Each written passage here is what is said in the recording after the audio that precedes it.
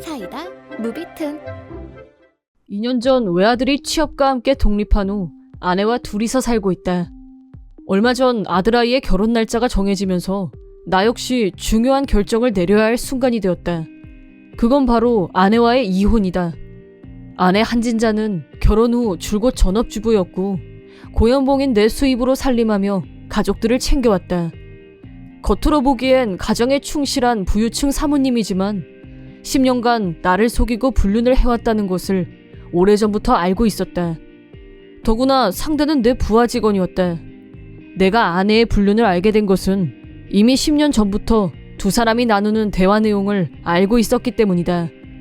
아내와 불륜남 왕진상은 남의 눈을 피해 밀회를 하기 위해 아파트를 빌렸고 우연히도 그 옆집에는 고등학교 때부터 나와 절친한 친구 전달수가 살고 있었다. 달수와는 졸업 후에도 계속 연락을 하며 지내왔고 혼자 살고 있는 달수 집으로 내가 자주 찾아가서 만나곤 했다. 10년 전 어느 날 회사에 있는데 급한 일이라며 달수가 자기 아파트로 빨리 오라고 했다. 내가 도착하자 달수는 안절부절 못하면서 내 팔을 잡아 끌어서 들어오게 하더니 얼른 현관문을 잠갔다. 그러더니 오늘 옆집에 어떤 남자랑 여자가 이사를 왔는데 여자가 말이야 아무리 봐도 네 마누라랑 똑같이 생겼어 라고 했다. 처음엔 무슨 소린가 했는데 옆집 베란다를 통해서 남녀의 소리가 들려온 순간 아내의 목소리와 흡사하다는 느낌적인 느낌, 꼭 얼굴을 확인해야겠다고 생각했다. 현관에서 대기하고 있기를 얼마 옆집 사람들이 나오는 것 같았다. 티나지 않게 밖을 내다본 결과 그 여자는 아내가 틀림없었다. 아내 옆에 남자를 본 순간 다시 한번 충격을 받았다. 불륜남은 바로 우리 회사 직원, 내 부하였다.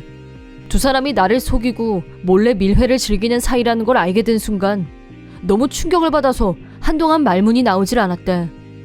그때 심정은 당장이라도 이혼을 하고 싶은 생각이 들 정도로 배신감이 컸지만 아들아이가 한참 예민한 중학생 때여서 한번 감정을 사겼다.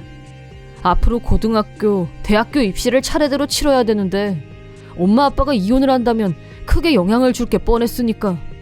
이혼은 아들아이가 성인이 돼서 자립했을 때 해도 늦지 않다고 생각한 나는 아내를 자유롭게 내버려두는 대신 불륜 증거를 수집했다. 아내가 불륜 장소인 아파트에 나타날 때마다 달수 집으로 가서 언젠가 두 사람의 관계를 폭로하기 위한 대비를 했다. 내가 바로 옆집에 있을 거란 상상은 전혀 하지 못하고 있을 두 사람.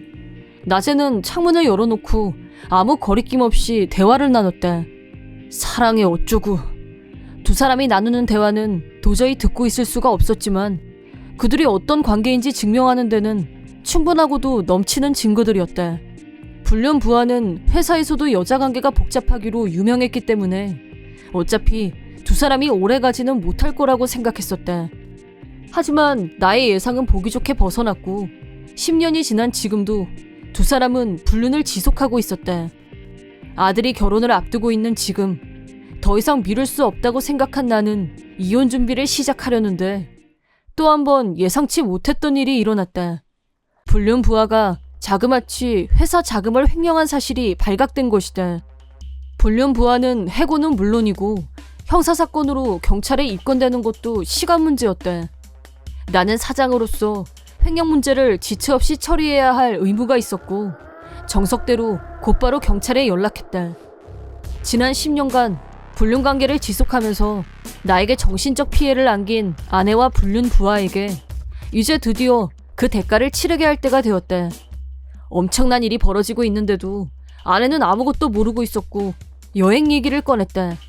이제 아들 장가갈 날만 기다리면 되고 우리 할 일은 다 했는데 어디 해외여행이라도 다녀올래요? 라고 천연덕스럽게 말하는 아내에게 나도 담담하게 사실은 10년이나 만나온 당신 불륜남하고 가고 싶었던 거 아니야? 라고 대답. 그러자 아내는 에? 하고 한마디 하더니 그대로 얼어붙었다. 지금까지 내가 아내의 불륜을 묵인하고 있었다는 사실과 그 이유를 말한 후 10년 동안 모아뒀던 증거들을 보여주자 아내의 얼굴이 창백해졌다. 미래 장소로 계약한 아파트가 바로 내 친구 전달수의 옆집이었다고 알려주자 아내는 끝났네라는 표정으로 머리를 쥐어뜯었다. 마지막으로 이혼 서류를 아내에게 주면서 반드시 위자료를 청구하겠다고 말했다. 아내도 불륜남과 합칠 계획이 있었던 모양이었고, 알았어요. 위자료는 원하는 대로 줄 테니까 걱정 마요. 이제야 나도 그 사람이랑 같이 있게 됐으니까. 라면서 차라리 잘 됐다는 듯이 말하며 미소까지 지었다. 그때 내가 그 인간 아마 내일쯤 체포될 거야. 회사는 오늘 날짜로 해고 처분됐고 라고 말하자 아내는 뭐? 체포? 해고 처분이라니? 무슨 말이에요? 라면서 멘붕이 온 아내에게 횡령 사실을 알려줬다. 그러자 자제력을 잃은 아내는 거짓말이지! 아니라고 해! 라며 울부짖었다. 무너진 아내에게 쐐기를 박으며 아파트 월세 당신이 냈지? 그렇다면 그 돈은 내 월급에서 냈다고 해도 과언이 아니겠네. 그 돈 앞으로 전액 환불 배상받을 거니까 그렇게 알아. 월에 80만 원씩 10년이면 최소 9천만 원이라고 하자 아내가 뭐 9천? 말도 안 돼. 위자료까지 합치면 5억이 넘는다는 소리잖아. 그럼 내가 그걸 혼자서 어떻게 갚아? 라면서 이혼 얘기는 일단 보류하는 걸로 하자고 사정했다. 물론 나는 그런 제안을 받아들일 생각이 전혀 없었고 이미 사인을 해놓은 이혼 서류를 쥐어주고 집에서 내보낸 후 현관문을 잠가버렸다. 아내는 어쩔 수 없이 불륜남과 미래장소였던 아파트로 갔지만 나하고 이혼한 후 월세를 못 내서 바로 쫓겨났다고 한다. 내가 말한 대로 불륜남이 체포된 걸 확인한 후 아내는 나한테 미안하다며 찾아왔다. 그러더니 아무리 다 컸어도 아들 입장에서 엄마 아빠가 이혼하면 마음이 어떻겠어요? 라고 핑계거리를 찾길래 아들아이에게는 이미 이혼한다는 말도 했고 원인이 엄마의 불륜이란 것도 알고 있다고 알려줬다. 불륜관계를 지속해온 10년간 내가 절대 모르고 있을 거라고 굳게 믿었던 아내는 외박도 당당하게 했고 여행도 다닐 만큼 다녔다. 성인이 되면서 아들아이도 엄마가 의심스러웠던 적이 있었다며 내가 이혼할 생각이라고 말하자 지금까지 어떻게 참으셨어요? 힘드셨죠? 라고 했다.